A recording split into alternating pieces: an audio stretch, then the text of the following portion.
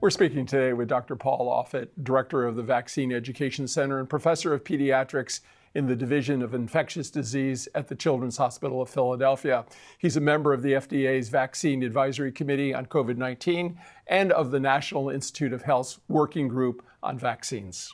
Dr. Offit is a founding advisory board member of the Autism Science Foundation and the Foundation for Vaccine Research, and he's the editor of the publication Vaccines. Dr. Offit, we really want to welcome you back to Conversations on Healthcare today. Thank you. Happy to be here. Yeah, you know, the G7 nations are meeting. President Biden announced that he was donating 500 million doses of the vaccine to developing nations. But we also learned that our total death total in 2021 eclipsed 2020. And yet here in the United States, I think people feel we've turned the corner. What say you about where we stand on the trajectory of the global pandemic? Well, on the global pandemic, you have 195 countries out there, many of whom have not given a single dose of vaccine. So I think the global pandemic is going to be with us for a while. In the United States, things are certainly better for three reasons. One is it's summer, and this is basically a winter virus. You could see that last summer when the cases came down before the winter hit. We have obviously about at least close to 60% of the adult population that's now fully vaccinated. And natural infection also protects. And we have probably, looking at antibody surveillance studies, about 100 million people in this country who've already been naturally infected. So you're probably at sort of herd immunity rates of around close to 65 to 70%. That may not be enough. These variants that are circulating now, we're now like moving into variant number 3. The first virus that came into this country was variant number 1. The second one that started to take over was what was called, at one point, the UK variant that's now called the Alpha variant. And now there's a third variant that's coming up that's more contagious, the so-called Delta variant, which was originally isolated in India. If that's true, if these viruses are more contagious, you need a higher percentage of the population to be immune. So we're not there yet. We'll see what happens over the winter, but I suspect you'll see a spike again this coming winter. Well, Dr. Offit, sometimes it seems like every day is a COVID day, right? And it's been here for years. And sometimes just the speed at which we've moved through this pandemic really astonishes me. And one of those signposts is how scarce vaccine supply was just a few short months ago. And now many places in the United States are really sitting with an excess of vaccine in their freezers and refrigerators that may expire before they can actually give it to people. And we see all sorts of incentives being used to get people to come out and get the vaccine. And you've said that vaccine resistance, the resistance of people to get the vaccine, is what really scares you. Information is out there, strategies are out there. Still, we have an enormous chunk of people who just are saying they're not going to get the vaccine. What do you say to people at this point about that? Well, if it's a matter of education, we can educate. If it's a matter of access, we can provide access. If it's a matter of sort of inertia and people just need a nudge, then incentives work. What worries me is the fourth group. This is a group who's just not going to get vaccinated. They believe that vaccines are more harmful than helpful. They're cynical about the information that they hear. And so what do you do then? What do you then do if there's a critical percentage of the population that's choosing not to vaccinate, so much so that it causes the virus to continue to spread, to mutate, to create variants? What do you do? I mean, people will say, look, it's a personal choice. Well, it's not a personal choice because it's a choice you're making for other people with whom you come in contact with. So what do you do then? And I think that's what you're seeing now in the private sector, which is mandates. Certain businesses will say, if you want to come back to work, get vaccinated. Well, let's pull away some of those. And just pulling on the thread of the question, pull away some of those glaring rumors. Because we see there are still people who are waiting. There are, as you said, a group of individuals who said, no, I'm not getting this vaccine, whatever you say. But maybe just respond to a couple of these rumors that are out there. Vaccines weren't fully vetted. They were made too quickly. Well, they certainly were made quickly. I mean, this was a vaccine. Really, we had this virus in hand and sequenced in January of 2020. There were 2 large clinical trials that were performed within 11 months. I mean, that's remarkable. But I think people have this misconception that critical timelines were skipped or worse, that safety guidelines were ignored. That's not true. Those trials, those original trials of 30,000 or 40,000 people, were the size of any typical pediatric or adult vaccine trial. Similarly, there was the other thing that wasn't a difference was the safety follow-up. I mean, any severe safety issue that's come up with vaccines has come up within 6 weeks of a vaccine. So the safety follow-up had to be 2 months after the last dose. The real difference was length of follow-up for efficacy. So when we approved those, say, 2 mRNA vaccines in December, we could say that they were effective for a few months, but we didn't know that they were going to be, whether they were effective for a year or 2 years or 3 years. But you're not going to do a 3 or 4 year study when 500,000 people had just died that year to see whether it remained effective. And I'm sure it's going to be, effective for probably a few years. That was really the only difference. Well, speaking of the mRNA, also we've heard that vaccines alter your DNA, particularly those two, the Pfizer and the Moderna one. Yeah, I'm not sure why people think that when their DNA is altered, it's always for the worse. I mean, why can't you develop X-ray vision, for example, after getting a vaccine? Right, it's not possible. So it's understandable how people could think this, because it's really, these are our first genetic vaccines, meaning you're not being given the SARS-CoV-2 spike protein, you're being given the gene that codes for the spike protein, and so your body makes the spike protein and then antibodies to that protein. But the way it happens when messenger RNA enters your cells and now is part of the other 200,000 copies of messenger RNA that are also in your cells making proteins and enzymes is it'll make that protein for a couple of days. But the mRNA, in order to alter your DNA, would have to get into the nucleus, which means it would require a nuclear access signal, which it doesn't have. Also, it's mRNA. It's not DNA, so it would have to be converted to DNA, which requires an enzyme called reverse transcriptase, which it also doesn't have. And then even if it was converted into DNA, which it can't be, it still has to be integrated into DNA, which requires an enzyme called integrase, which it also doesn't have. So the chances of it altering your DNA aren't small, they're zero. You have a better chance of becoming Spider-Man after getting these vaccines than you have of it altering your DNA. I think maybe we should add virology as a required course in high school going forward, since we're going to be dealing with these things for a while. But on a very serious note, Dr. Offit, as happy as we are about some of the progress with vaccines here in the United States and in the Northeast, where we're based, the rest of the world certainly is lagging so far behind in vaccinations. Sub-Saharan Africa, I think people are saying not even 1% in many countries. And I think I heard in Haiti, really, for all the volunteer organizations we have and the health organizations, nothing has been delivered yet. So good news that the Biden administration is getting 500 million doses to the global effort. But what's the strategy for global vaccination? I don't recall anything like this ever in our lifetimes as we think about it. Is it COVAX? Is it the volunteerism of countries? What's the strategy for really getting vaccines across the globe, particularly in countries that we know have to depend on other people to get it to them? Right. I mean, I think there's going to have to be, as you know, sort of an international strategy to try and do this. We can do it. I mean, there's no doubt that you can make enough vaccine. I mean, you take something like the mRNA vaccines. Remember, those are given at microgram doses. That's a millionth of a gram. You can make kilograms of mRNA, which is thousands of grams. That's a 9 log difference. That's a billion-fold difference. So you can make billions of doses of mRNA vaccine. That's not the hard part. I think the hard part is going to be getting it into people's arms, and that's expensive and difficult, and there's often not an infrastructure at all for that in the developing world. It took us a while in this country to put in place an infrastructure for mass vaccinating adults. It's going to take a lot of money and a tremendous effort to do that. But it is, I mean, we can argue that it's an altruistic thing for us to do, to give vaccines to the developing world. It's really not. We need the world to be vaccinated. Remember, every year in the United States, children get a polio vaccine. Why? We haven't had polio in this country since the 1970s. The reason we give it is because polio still exists in the world, and therefore, because international travel is common, we're always at risk. So we need to get the world vaccinated. We are going to have a highly vaccinated population in the United States until we get control of this virus in the world, and that's going to be years, if not decades. We're speaking today with Dr. Paul Offit, a member of the FDA's COVID Vaccine Advisory Committee and director of the Vaccine Education Center at the Children's Hospital of Philadelphia. Just pulling the thread on, we're going to have to get a lot of people, or the vast majority of people, vaccinated. Young people are now eligible, 12 and up, for the vaccine, but only 15% of kids of that age group have gotten vaccinated. And just trying to understand how important this is, and I'm sure parents worry about their children getting vaccinated.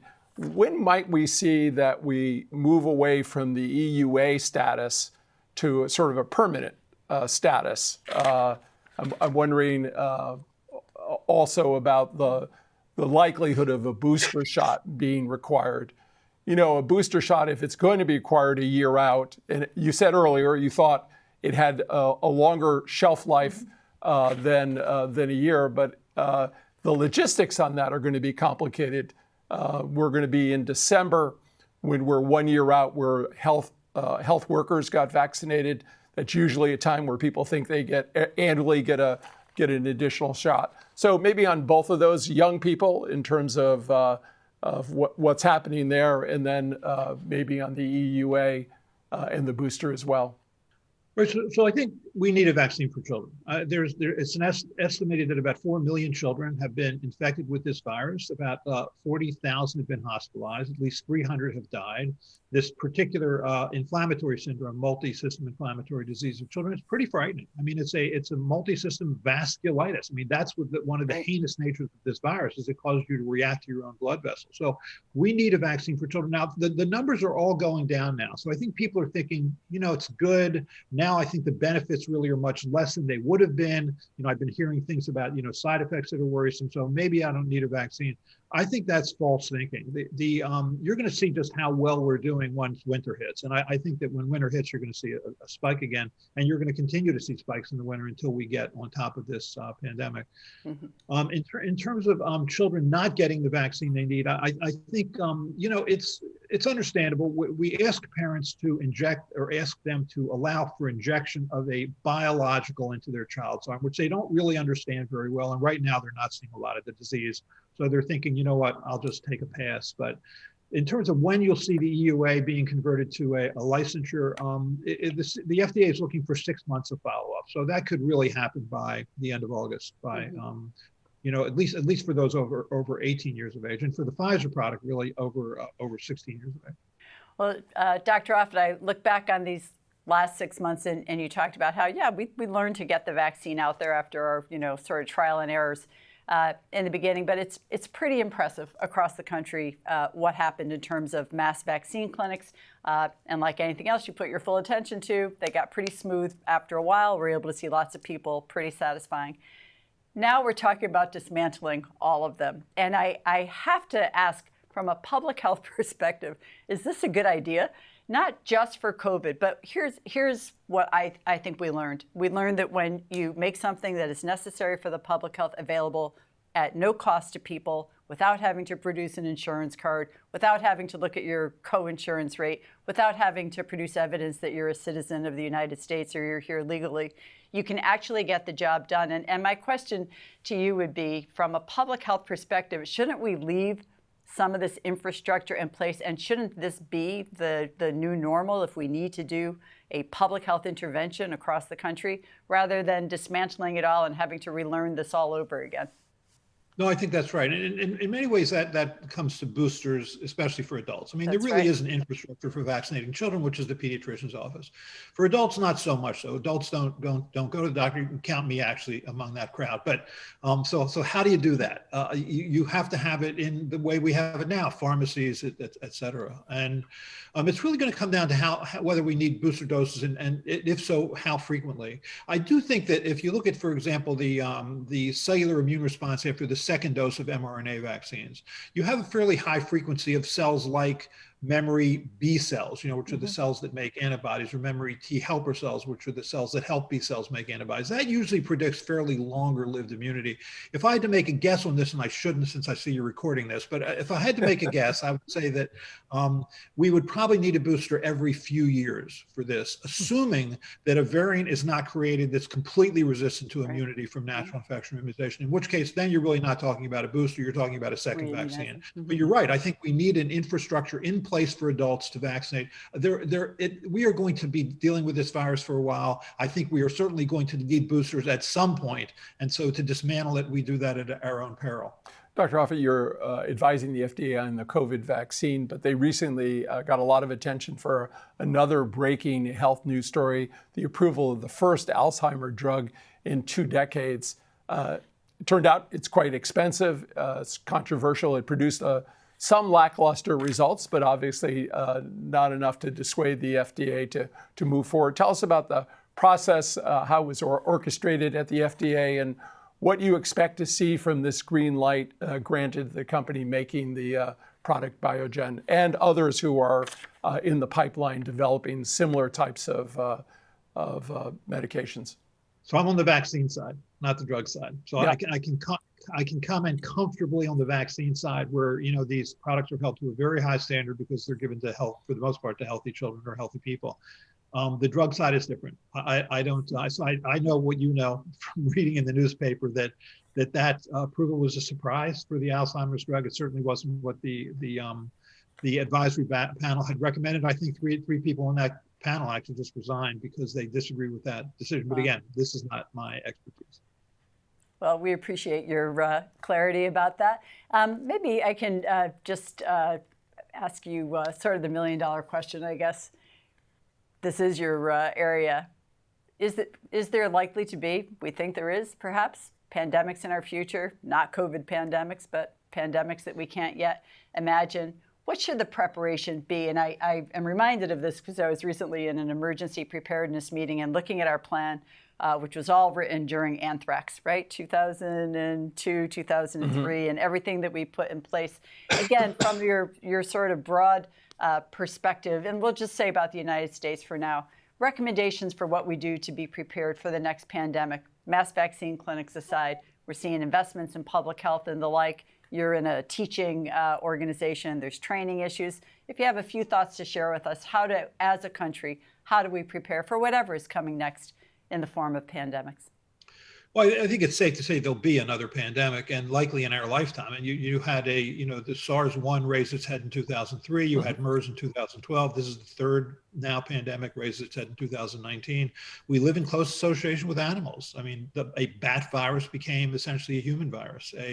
Influenza was a bird virus that became a human virus. HIV, human immunodeficiency virus, was a simian virus that became a human virus. Right. So you can assume there's going to be mutations that allow these viruses to again enter the human population. I think if we haven't learned our lesson from this pandemic, we'll never learn the lesson. I mean, This pandemic brought the world economically to its knees. And I think at the very least, the first thing that has to happen is there has to be an international consortium with all countries participating, that the minute that a virus like this raises its head, that you know about it. We shouldn't have had to have depended on a whistleblower in Wuhan to tell us that there was a virus that was circulating there that was killing people. I mean, I think the Chinese government is culpable in that regard. And so that's like step one. And then once you know that, you can have an international team of scientists that quickly identify the virus, sequence the virus, come up with strategies for how to make a vaccine, do the research in place. And the research is not hard because there's a vast international research infrastructure. It's the mass production infrastructure that's not in place. The hardest part of making vaccines, as they say, is making vaccines. I mean, mass production isn't easy, mass administration isn't easy, and that's what we need to learn, I think, from this pandemic. Did we see any silver linings in the pandemic in terms of the changes in the delivery systems? Certainly the advent of telehealth really was a force multiplier in terms of spreading that and hopefully getting access to many more people. But anything else that, from your vantage point, that you saw that helped improve the overall delivery system? Well, just from my vantage point, I think we've entered a new era of vaccinology. I mean, previously, we gave the protein or an attenuated form of the virus or killed form of the virus. Now we give the gene that codes for the virus, or in the case of the vectored viruses, you give a replication defective virus, which carries then the gene that you are interested in. That's interesting to see to what extent that will apply then to other diseases for which we've had difficulty making a vaccine, like HIV or a universal flu vaccine or a malaria vaccine. So that's number one. Number two, and this is more of a personal thing, I think, normally when you do trials, as was done for the mRNA vaccines, they often aren't done in pregnant women, which is too bad because pregnant women obviously are more likely to be hospitalized and mechanically ventilated if they get SARS-CoV-2 infection than a woman of the same age who's not pregnant. So they benefit from this vaccine. What the CDC did initially was, instead of doing what they always do, which is to say, this vaccine is contraindicated for pregnant women because we don't have data. They said a pregnant woman could reasonably choose to get the vaccine, and then tens of thousands of women did do that. Yeah. And you had clear data now that as compared to women who were pregnant that didn't get the vaccine, there's no difference in maternal or fetal outcome. So that's good. And so I think that now you have a tremendous safety portfolio for this vaccine in pregnant women, for other vaccines that will be in the future for pregnant women, like a respiratory syncytial virus vaccine or group B strep vaccine or a meningococcal vaccine. So I think that's one advantage here. Well, that's great, and that's actually positive news. We're happy to share through the show. We've been speaking today with Dr. Paul Offit. He's a member of the FDA's COVID Vaccine Advisory Committee and director of the Vaccine Education Center at the Children's Hospital of Philadelphia. Learn more about his important work by going to paul-offit.com or follow him on Twitter at Dr. Paul Offit. Dr. Offit, thank you, as always, for your clear, concise voice on science, on vaccine science specifically, for your career-long contributions to this field, and for joining us today on Conversations on Healthcare. Thank you.